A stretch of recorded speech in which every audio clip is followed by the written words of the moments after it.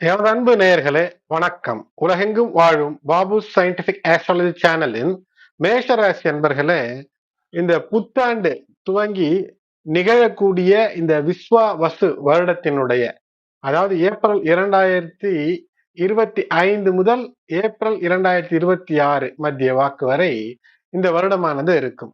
இதுல மிகப்பெரிய அற்புதங்கள், மாபெரும் சபைகளில் மன்னராவீர் என்ற தலைப்பு உங்களுக்கும் பொருந்தும். புதிய உறவு, சொர்க்கம் வரவு என்ற தலைப்பு. அது மட்டுமல்ல, நிச்சயம் ஏழு சனியுடைய அந்த துவக்க நிலையில நீங்கள் இருந்தாலும் கூட சனி பகவான் முழு சுவரினுடைய வீட்டிலே இருக்கிறார். அந்த சனி பகவான் முழு சுவர் வீட்டிலே இருக்கிறார். ஆனால் அந்த சுவரினுடைய பார்வை அல்லது தொடர்பு சனி பகவானுக்கு இல்லை. சனிதான் குரு பகவானை மத்திய வாக்கு வரை, மே 15 வரை 2025 வரை சனியினுடைய பார்வை பிடியில குருதான் இருப்பார். ஆகினால் 12ஆம் இடத்துல சனி பகவான் வேலைகளில இதுவரை ஒரு படபடப்போடு ஏதேனும் தவற விட்டிருந்தால் அதை இப்போது பொறுமையாக நீங்கள் செய்து வெற்றி பெறுவதற்கான ஒரு வாய்ப்பு. இது ஒரு பாசிட்டிவ் நிலையில எடுத்துக்கொண்டோம் என்றால் எப்படி இருக்க போகிறது, குரு என்ன செய்வார், ராகு கேது என்ன செய்ய போகிறது, பொதுவில எப்படி 100க்கு 70 தான் 100க்கு 100 இல்லையா என்ற வருத்தம் எல்லாம் தேவையில்லை. முயன்றால் வெற்றி என்பது உண்டு. முயன்றின்மைதான் இன்மை புகுத்திவிடும். ஆகினால் கிரகங்கள் ஒன்றோடு ஒன்று உங்களுக்கு உதவுகிறது. எப்படி உதவ போகிறது என்றால், உடுக்கை இழந்தவன் கை போல அங்கு இடுக்கண் களைவதாம் நட்பு என்று வள்ளுவர் சொல்வார். அதுபோல் ஒரு அவசரம், ஒரு ஆத்திரம், ஒரு மான பிரச்சனை என்றால் எப்படி கையானது சற்றென்று விலகும், நம்முடைய உடலிலிருந்து விலகக்கூடிய ஆடையை உடனே பற்றி கை தன்னிச்சையாக பிடிக்கும், ஆட்டோமேட்டிக்காக சென்று பிடித்து நம் மானத்தை காப்பாற்றும். அதுபோல் இந்த கிரகங்கள் ஒன்று நழுவும் போது ஒன்று உங்களை பிடித்து உங்களை சீர்தூக்கிவிடும். எப்படி என்று பார்ப்போம். அன்பு நேயர்களே, மேஷராசி அன்பர்களே, இதுவரை சப்ஸ்கிரைப் செய்யாத அன்பர்கள் சப்ஸ்கிரைப் செய்யுங்கள், தொடர்ந்து இணைந்திருங்கள். பதிவை முழுவதுமாக கேட்டு உங்களுக்கு இது உங்களுடைய வாழ்க்கைக்கு பயனுள்ளதாக ஊக்கமும் ஆக்கமும் நிச்சயம் தரும் என்று இருந்தால் சப்ஸ்கிரைப் செய்யுங்கள். மற்ற உங்களுடைய உற்றார் உறவினர் நண்பர்கள் மேஷத்திலே இருப்பவர்களுக்கும் இதனை ஷேர் செய்யுங்கள். பொதுவிலே இந்த விஸ்வாவசு என்றாலே உலகத்திற்கு எல்லாவற்றையும் தரக்கூடிய ஆண்டாக இருக்கிறது.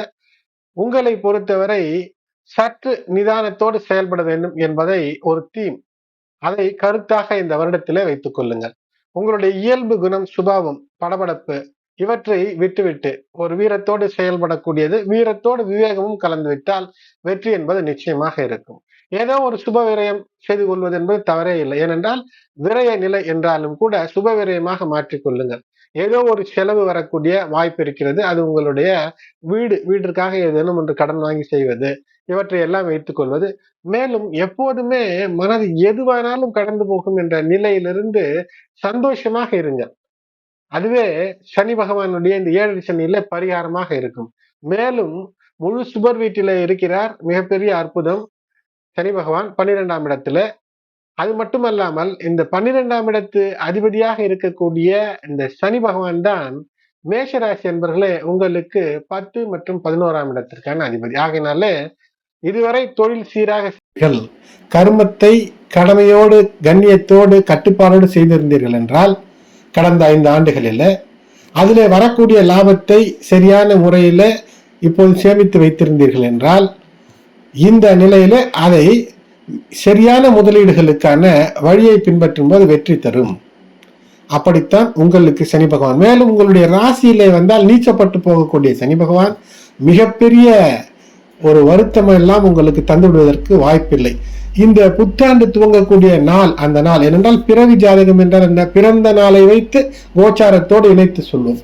இந்த ஆண்டிற்கு மேஷத்திற்கு பொதுவிலே பார்க்கும்போது உபயாட்சர யோகத்தோடு சுப யோகத்தோடு, அதனால் நிச்சயமாக 7 சனியில இந்த சுப யோகத்தோடு பிறக்கக்கூடிய விஸ்வாவசு, இந்த விஸ்வாவசு நாளை அற்புதமாக இந்த துவங்கக்கூடிய நாள் எப்படி இருக்கிறது என்றால் உங்களுடைய ராசிக்கு முன்னும் பின்னும் அற்புதமான சுப கிரகங்கள், இது உங்களுக்கு மகிழ்ச்சியை தரும்.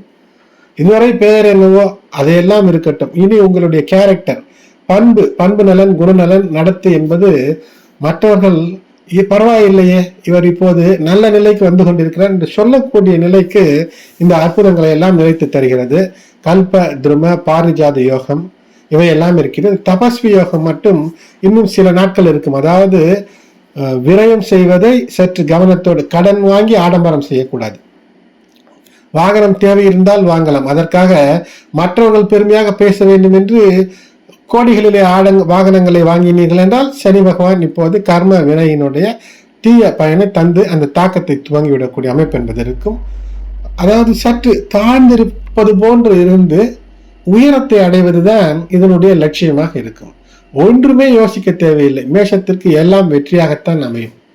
வெற்றி என்பது எல்லா நிலைகளிலும் நீங்கள் பெற முடியும். அது மட்டுமல்லாமல் இந்த குரு பகவானவர் மேஷராசிக்கு இந்த மே மாதம் 15ஆம் தேதி முதல் அவர் இருக்கக்கூடிய நிலை 3ஆம் இடம். இப்போது நல்ல ஒரு நேர்மறையான சிந்தனை, பேச்சு திறமையில வெற்றியை தரக்கூடிய பேச்சு, தைரியத்துல முன்பு இருந்ததை விட சற்று கூடுதல் தைரியம், எதையுமே ஒரு தைரியமாக பேசி சமாளிக்கக்கூடிய அமைப்பு. அது மட்டுமல்லாமல் குருவினுடைய பார்வை ஜூன் மாதம் துவங்கும் போது இந்த 2025 ஆண்டில ராகுவின் மீது விழும். ராகு பகவான் உங்களுக்கு அருமையான 11ஆம் நிலையில செல்கின்றார். ராகு இருந்த இடத்திற்கு சனியும், சனி பகவான் இருந்த இடத்திற்கும் ராகு மாறிக்கொள்கிறார்கள். ஆகையினால மிகப்பெரிய வருத்தம் எல்லாம் தேவையில்லை. குரு மற்றும் ராகு ஒன்றோடு ஒன்று தொடர்பு கொண்டால் குரு சண்டால யோகமாக இது மாறும். இது சற்று வித்தியாசமான விஷயங்களிலே யோசிக்க தோன்றும். அந்த வித்தியாசம் என்பது எப்படி இருக்க வேண்டும் என்றால், இது போன்ற வித்தியாசங்கள் வெற்றியை தரும், மற்ற வித்தியாசங்கள் சில சமயத்துல சிக்கலை தரும். நாம் நடந்துத்தான் போக முடியுமா, பறந்து பார்ப்போமே என்று ரைட் பிரதர்ஸ் என்று, ரைட் விடு வண்டியை என்று ரெக்கை கட்டி மேலே பறந்தார்கள். ரெக்கை என்றால் ரெக்கை போன்ற அமைப்பிலே மேலே கொஞ்சம் தூரம் பறந்து காட்டினார்கள் என்று கண்டம் விட்டு கண்டம் தாவக்கூடிய அந்த பறவைகளை விஞ்சக்கூடிய இயற்கை என்பது பறவைகளுக்கு மிகப்பெரிய சக்தி தந்திருக்கிறது. ஆனால் இப்போது நாம் கண்டம் விட்டு கண்டம் அல்ல, இப்போது ஒரு கிரகம் விட்டு கிரகத்திற்கு செல்லக்கூடிய அந்த அமைப்பு, அதுதான் அன்கன்வென்ஷனல் திங்கிங். ஒரு ஆதாயமாக உங்களுக்கு ஏற்படும் முயற்சி, பாசிட்டிவ் டைரக்ஷன், நேர்மறையாக அந்த யோசனை என்பது ராகுவின் மீது குருவினுடைய பார்வை, இந்த குரு சண்டாலம் என்பது உயர்த்தி விடக்கூடிய அற்புதம். சரி, இவ்வளவு நல்லதாக சொல்கிறீர்களே, ஏன் 170 என்று சொல்கிறீர்கள் என்று இருக்கும்போது, கேது எப்போதுமே உள்ளிருந்தே ஏதோ ஒரு விஷயத்தை கெடுக்கக்கூடிய அந்த ஸ்வபாவத்தில் கேது என்பவர் இருப்பார். கேது இருக்கக்கூடிய நிலைகளை பார்க்கும்போது உங்களுக்கு கேது 5ஆம் நிலை, அந்த 5ஆம் நிலை கேது என்பவர் பல நிலைகளிலே சில விஷயங்களிலே கவனமாக இருக்க வேண்டும் என்று சொல்கிறார்.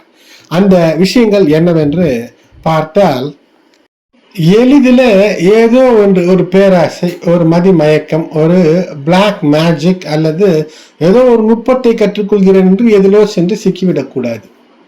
அதேபோல் காம, குரோத, லோப, மத மாச்சரியங்களுக்குள் சென்று சிக்கக்கூடாது. இது சார்ந்த ஒரு பதிவை நான் தருகின்றேன், தனிப்பதிவாகவே தருகின்றேன். இதில் கவனமாக இருக்க வேண்டும். 100% எதை செய்யக்கூடாது என்று ஒரு தனிப்பதிவை நான் தருகின்றேன். தொடர்ந்து இணைந்திருங்கள். அது மட்டுமல்ல, பேச்சு விஷயங்களில் சொல்ல வந்தவற்றை சரியாக சொல்ல வேண்டும் என்பது ஒன்று. அதை கடினமான எதிரே இருக்கக்கூடியவருக்கு சாதாரணமாக சாப்பிட வருகிறாயா என்று கேட்பதற்கும், அதை ஒரு அழுத்தமாக சொன்னால் ஓடி விடுவான், சாப்பிட வரமாட்டான். அதனால் அப்படிப்பட்ட நிலைகளை தவிர்க்க வேண்டும். அது மட்டுமல்லாமல் ஆக்கப்பூர்வ சிந்தனைகளுக்கு சில இடர்பாடுகள் இருக்கும். 12ஆம் இடத்துல சனி பகவான் இருக்கும்போது மனதிலே ஒரு மயக்கத்தை தருவார், கலக்கத்தை தருவார், ஒரு கவலையை தருவார். இதிலிருந்து வெளிவாருங்கள், அதுதான் பரிகாரம் என்றேன். அது மட்டுமல்ல, குழந்தைகளின் வழியிலே ஏதோ ஒரு சிக்கல், ஏதோ ஒரு பிரச்சனை என்று இருக்கும். அவர்களுடைய உடல் நலம் பிரச்சனையாக இருக்கலாம், கல்வி நலன் பிரச்சனையாக இருக்கலாம், அல்லது அவர்களுடைய சுபாவமே, அவருடைய கேரக்டர் ஏதோ ஒன்று மாறுவதாக இருக்கலாம். இது நீங்கள் எல்லாம் பார்க்க வேண்டும். இதை சீர் செய்து, நடத்தையை சீர் செய்வது, உங்களுடைய நன்னடத்தையை மேலும் சீர்பெற செய்வது, குழந்தைகள் அல்லது காதலர்களாக இருக்கிறீர்களா சற்று ஏமாறுவதற்கான வாய்ப்பு இருக்கும். அது மட்டுமல்லாமல் பக்தி மட்டும் இருந்துவிட்டால் போதும், இந்த 5ஆம் இடத்திற்கும் அற்புதம் என்பது இருக்கும். அது மட்டுமல்லாமல் 5ஆம் இடத்து இந்த இருக்கக்கூடிய அந்த கேது ஞானகாரகன், அற்புதமான புதிய விஷயங்களையும் கற்றுக்கொள்ள முடியும். அதுதான் டெடிகேஷன். நீங்கள் அர்ப்பணிப்போடு செய்யும் போது வெற்றியை தருவான், பேராசைப்பட்டால் சிக்கலை தருவான். ஆகையினால கவனம். அதுவும் இந்த விஸ்வாவசு துவங்கி முதல் ஒரு 45 நாட்கள் ஒரு முனிவரை போன்று, ஒரு சாதுவை போன்று இருங்கள். நிறைய விஷயத்தை தெரிந்து கொள்ளுங்கள். எல்லாவற்றையும் செயல்படுத்துவது என்பது இந்த லௌகீக வாழ்க்கையில கலிகாலத்திலே முடியாதது, தேவையும் இல்லை. எது தேவையோ அதை மட்டும் செயலாற்றுங்கள். பக்தியோடு இருங்கள். முக்கியமாக பரிகாரம் என்ன? நெடுநீர் மறதி மடி துயில் இந்நான்கும் கெடுநீரார் காமக்கலன் என்று வள்ளுவர் சொல்லுவார். எந்த விஷயத்தையும் செய்ய வேண்டிய நேரத்திலே செய்யாமல் விடுவது தவறு. மறந்து விடாதீர்கள். குறிப்பு எழுதி வைத்து ஒவ்வொரு வேலையும் செய்ய வேண்டிய நேரத்திலே செய்யுங்கள். மடி, சோம்பேறித்தனம் அறவே கூடாது. சூரியன் எழுவதற்கு முன்பு எழுங்கள். சூரியனுக்கு அர்க்கியம் செய்யுங்கள். சூரியனுக்கு சூரிய நமஸ்காரம் செய்யுங்கள். துயில், அதிக நேரம் தூங்குவது. அதிக நேரம் தூங்குவதும் தவறு. ஒரு அளவு 7-8 மணி நேரம் தூங்காமல் இருப்பதும் தவறு. இதை நிச்சயமாக, ஏனென்றால் அந்த 12ஆம் இடத்துல வரக்கூடிய சனி பகவான் ஏதோ ஒரு கவலையை தந்து தூக்கத்தை கெடுப்பான். ஸ்பிரிச்சுவல் இன்க்ளினேஷன், தெய்வீக நம்பிக்கையோடு ஆன்மீகத்தை நாடும்போது நிச்சயம் அமைதி இருக்கும். யோகா தானம் செய்யுங்கள். ஆகினால வெற்றிக்கான வழி 1000 இருக்கிறது. ஒரு 10ஐ கடைபிடித்தால் மிகப்பெரிய சாதனையாளர் ஆவீர்கள். 100க்கு 70 என்பதிலிருந்து தாண்டி 100க்கு 100 அடைவதற்கு வாய்ப்புகள் பல. தொடர்ந்து இணைந்திருங்கள். இந்த பதிவு உங்களுக்கு பயனுள்ளதாக இருக்கும். உங்களுடைய நெஞ்சத்திற்கு ஊக்கமும் ஆக்கமும் தருகிறது என்றால் சப்ஸ்கிரைப் செய்து பெல் பட்டன் அழுத்தி நோட்டிபிகேஷனை ஆன் செய்து உங்களுடைய உற்றார் உறவினர் நண்பர்கள் மேஷ ராசி, மேஷ லக்னம் அல்லது லக்னம் எதுவாக இருந்தாலும் ராசி மேஷமாக இருந்தால் இந்த பதிவை ஷேர் செய்யுங்கள். நன்றி.